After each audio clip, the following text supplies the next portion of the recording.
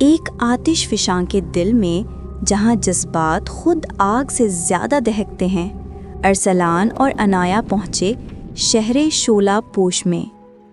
یہاں کی آگ عام نہیں تھی، یہ سنتی تھی۔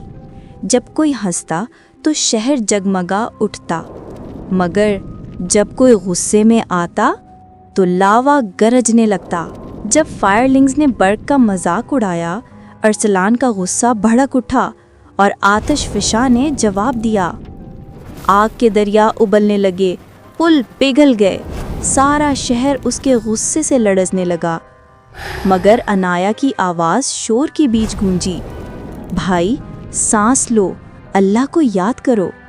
ارسلان نے آنکھیں بند کیں اور آہستہ سے کہا، استغفر اللہ۔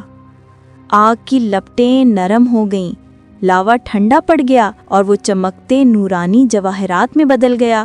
ہمارے پیارے نبی کریم صلی اللہ علیہ وسلم نے فرمایا، طاقتور وہ نہیں جو دوسروں کو زیر کرے، بلکہ وہ ہے جو غصے کے وقت اپنے آپ پر قابو رکھے۔ نور کے جہانوں میں آگ بھی اس دل کی اطاعت کرتی ہے جو پرسکون ہو۔